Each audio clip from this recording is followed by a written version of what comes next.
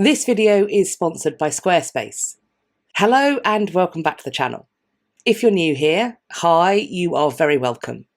This is Reading the Past and I'm Dr. Cat.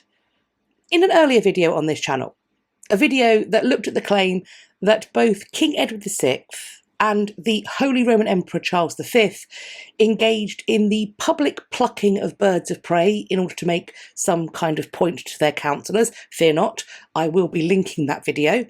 But in that video, we got the chance to go back to the primary sources, to think about their provenance and potential veracity, or otherwise.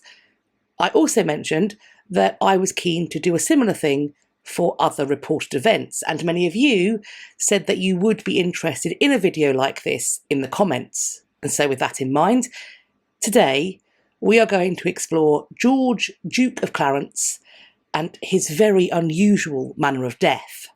But before we jump into today's topic, I want to say an absolutely massive thank you to Squarespace for sponsoring another video on this channel. I am having a great time building my website, and in large part that is because Squarespace has made this whole process really straightforward. For example, creating this page to showcase some of the most popular videos that come from this channel could not have been easier. I've also been checking out all the other features that come with choosing to build a website with Squarespace, and it's got me thinking about all the extra things that I could do. Maybe I could look at building a mailing list so that I can keep all of you notified and up to date with all my shenanigans. The custom merch options have also piqued my interest. Does anybody fancy a t-shirt or a mug? As have the wider storefront possibilities, because these would allow me to offer courses in the future. Maybe you could let me know what kinds of things you would like to see on my website. Of course, as soon as the website is ready and launched, I will be letting all of you know about it so that you can go and check it out. Do watch this space. But in the meantime, you can go and build your own website. Go to squarespace.com for a free trial. And then when you're ready to launch your website, go to squarespace.com/readingthepast and you can save 10% off of your first purchase of a website or domain. Thanks again to Squarespace for sponsoring this video. And now it's time to talk about George, Duke of Clarence, and that barrel of Malmsey wine.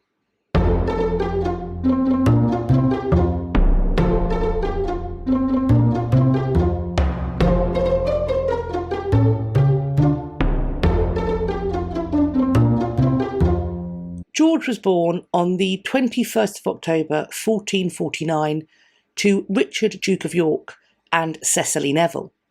In total, his mother Cecily would give birth to 12 children, half of whom would survive infancy. George was this couple's fifth son, but was only the third who would live past his early childhood. At the time of George's birth, his father was Lord Lieutenant of Ireland. Within a year, he would begin to speak out against the regime that was surrounding the king, Henry VI. George was just 5 years old when violence erupted at the Battle of St Albans on the 22nd of May 1455. This is commonly referred to as the first battle of the so-called Wars of the Roses. Due to his youth, George was kept at a safe distance, alongside his other surviving siblings who were also too young to fight. In the January of 1461, George and his younger brother Richard were even sent out of the country for their safety. However, this doesn't mean that he, or indeed his siblings, were untouched by the conflict. Quite the opposite, in fact. Shortly before he was moved abroad, George's father and his 17-year-old brother Edmund were both killed at the Battle of Wakefield, which took place on December the 30th, 1460. Then, on the 29th of March, 1461, George's elder brother Edward would be in charge of the Yorkist force that defeated the Lancastrian army at the Battle of Towton. He would thus become King Edward IV. Until this new King Edward could marry and have children of his own, his 11-year-old brother George was his heir presumptive. and so he was soon brought back to England and was quickly in receipt of numerous honours. Over the coming months, he was made Duke of Clarence, a Knight of the Bath. He was named as a Justice of the Peace in various counties, Lord Lieutenant of Ireland, and Steward of England. He was also granted vast estates that would generate a substantial income. However, due to his age, these grants of roles and lands were really in name only. He had no personal control or enjoyment of them at this time. They were managed on his behalf. On the 10th of July 1466, when George was 16 years old, he did his homage to his brother the king. George's minority was thus considered to be over, and so he was able to assume control in his offices and over his lands and wealth. It would appear that George's desire for magnificence was fairly extreme.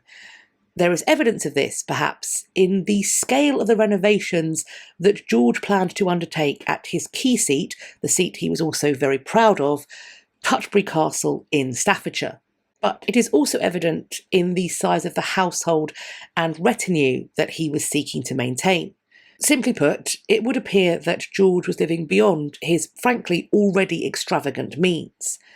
As a remedy, he could always have gone begging to his brother the king for some additional funds, but I do think it unlikely that the king would grant these. After all, he had the means to be fabulously wealthy if he could control his spending. George's other alternative was that he should make a profitable marriage, and that is what he went looking for.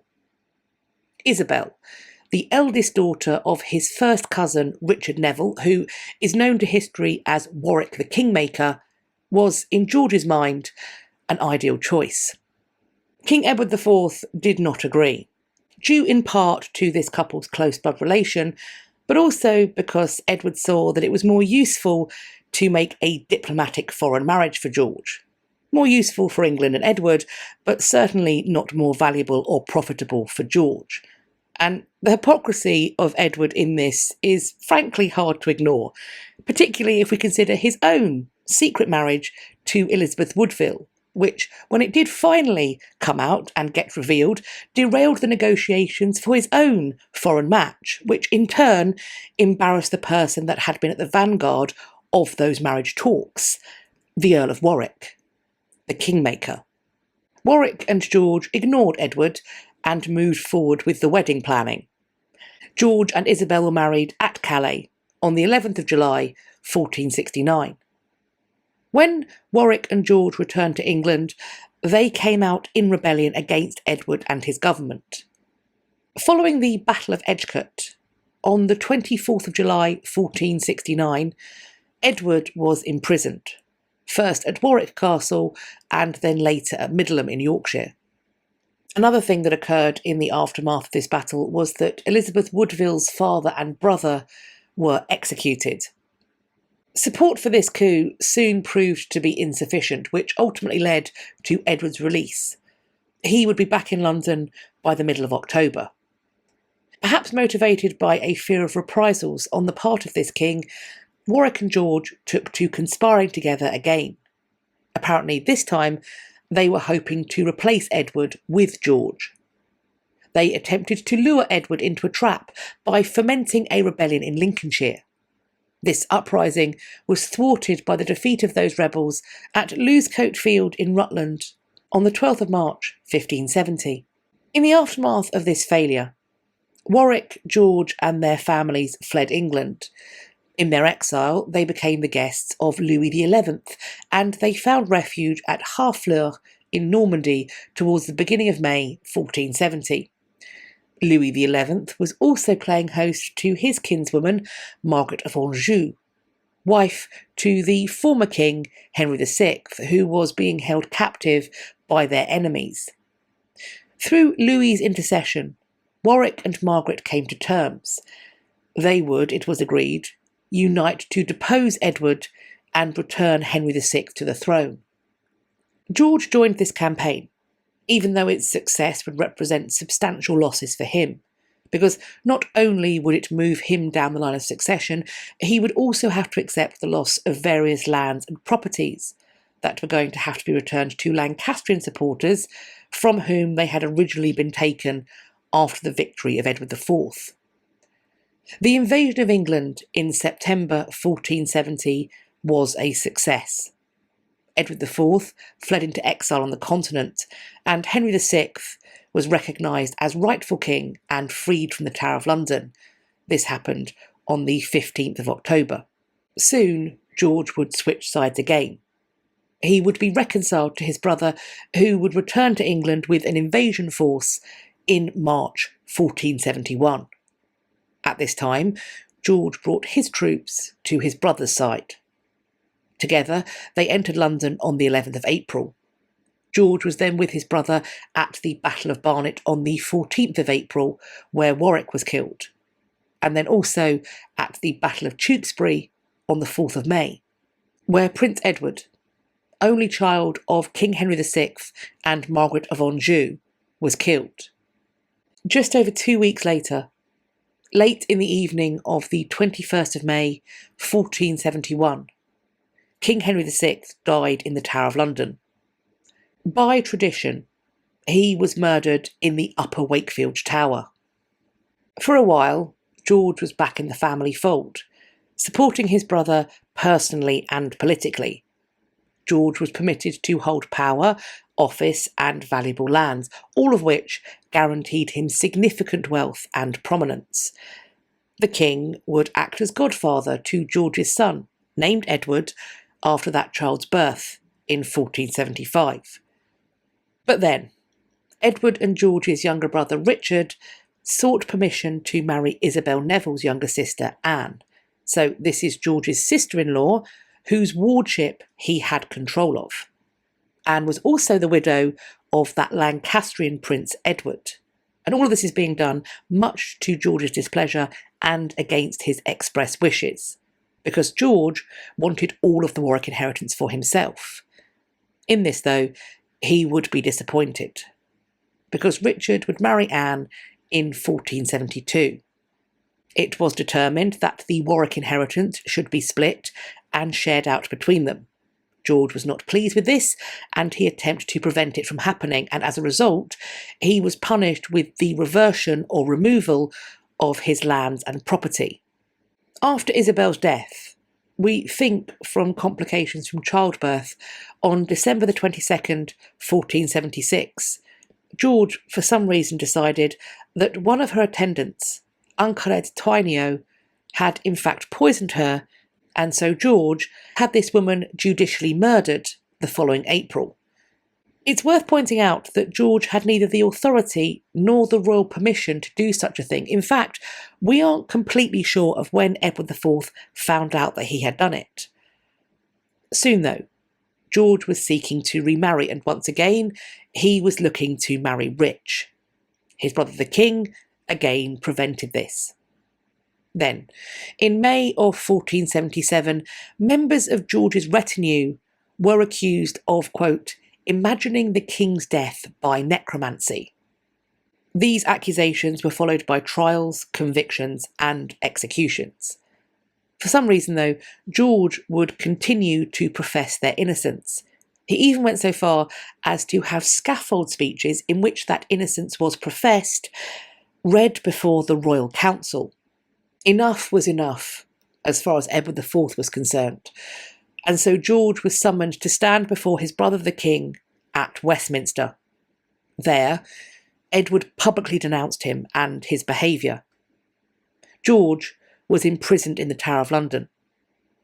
He was convicted of treason by attainder and then executed on the 18th of February 1478. This is a moment that is shrouded in confusion. George's biographer, Michael Hicks, states, quote, there is no doubt that Clarence was executed for treason in the Tower of London on the 18th of February 1478. It appears, however, that he was neither hanged nor beheaded, as was normal, but was drowned in a butt of Malmsey wine, sweet wine imported for Greece. This strange story occurs in the earliest reports of Jean de Wavrin and Mancini, and was evidently known to the Crowland continuator, who declares himself uncertain. No chronicler suggests any other mode of death. Jean de Wavrin, who lived and worked in France, is believed to be the author of the Chroniques scandaleuses.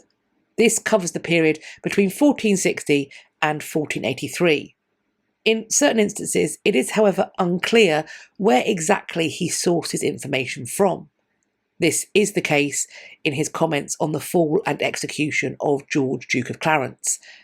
This account, translated from French, is given as follows, quote, King Edward summoned his council, and by its consensus, Clarence was sentenced to be taken from the Tower of London and dragged on his backside to the gibbet of the City of London, there to be cut open, his entrails burned on a fire, his head cut off, and his body quartered.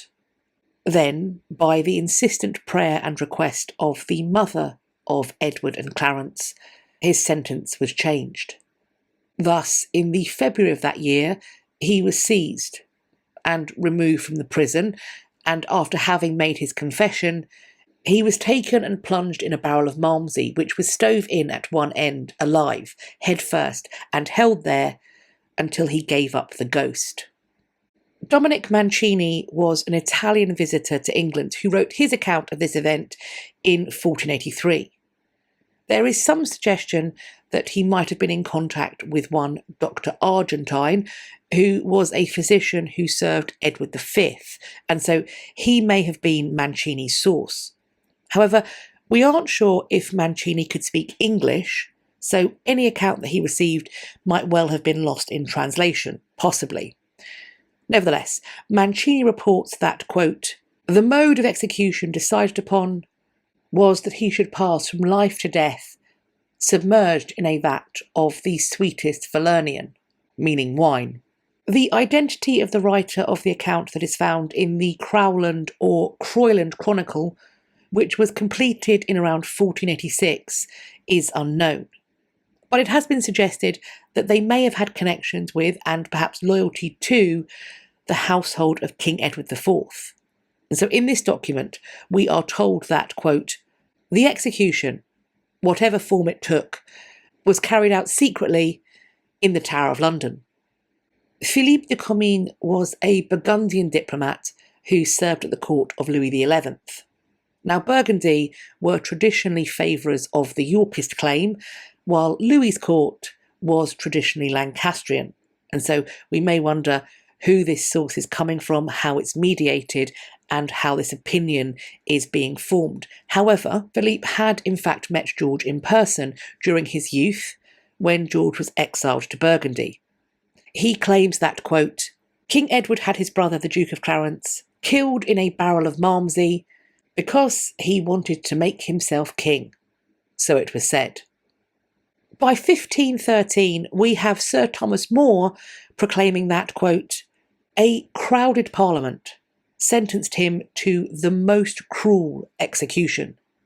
The king, while approving the death sentence, ordered that it be imposed with the least possible severity. Accordingly, immersed headfirst in a barrel of Cretan wine, he expired by suffocation. Attainted was he by Parliament, and judged to the death, and thereupon hastily drowned in a butt of Malmsey.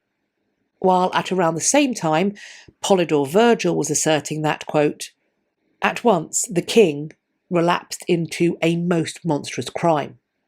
Suddenly, he ordered his brother, the Duke of Clarence, to be arrested and murdered. He was drowned, so they say, in a vat of Cretan wine. The worst case in the whole memory of mankind. So which was it? A monstrous crime or an execution imposed with the least possible severity? Did it, as some sources claim, happen secretly?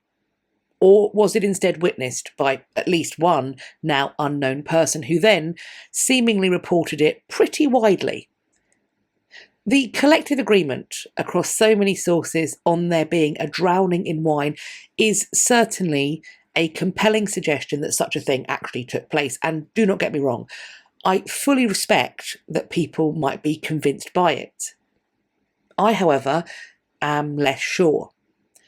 That first source we looked at, the one by Jean de Wavrin, the one that claimed that Edward planned to have his brother hanged, drawn and quartered, just stretches credulity for me.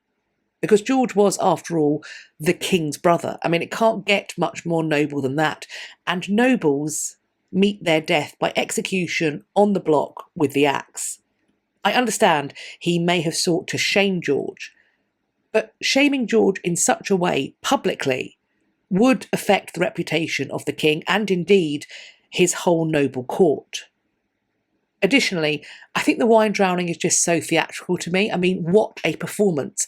Odd then that this performance should seemingly take place in such secrecy, especially when you have the option of, frankly, umpteen other means of dispatching George if you have the veil of secrecy on offer. I mean, there's a private beheading, an attack with another unnamed weapon, smothering, poisoning, deliberate dehydration or starvation, and that's just a few of the options.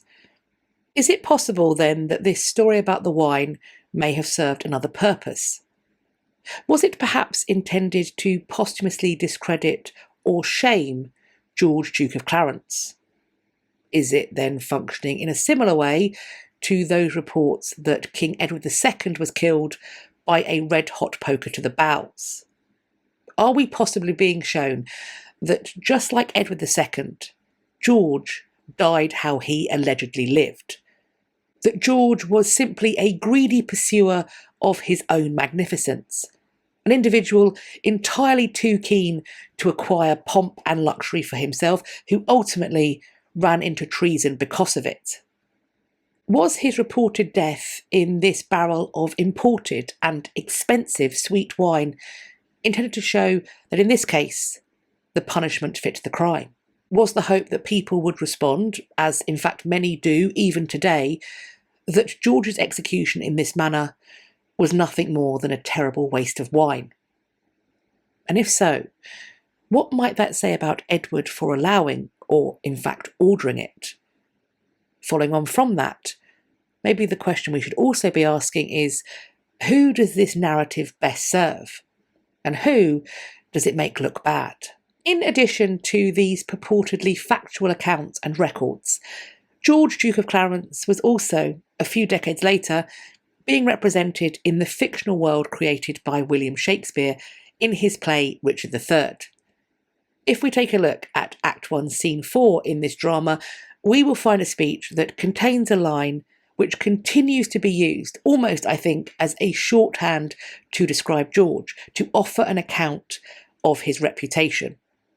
In this scene, the audience encounters Clarence, imprisoned in his cell in the Tower of London, just before his murderers/executioners arrive. The audience hear him recount a nightmare he has had, saying, quote, "Oh no, my dream was lengthened after life.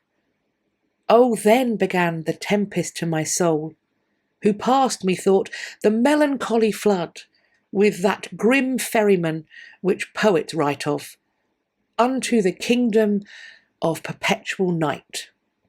The first there that did greet my stranger soul was my great father-in-law, renowned Warwick, who cried aloud, what scourge for perjury can this dark monarchy afford false Clarence? And so he vanished. Then came wandering by a shadow like an angel, with bright hair dabbled in blood, and he squeaked out loud, Clarence is come.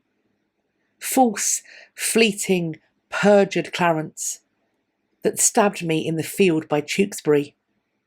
Seize on him, Furies, take him to your torments.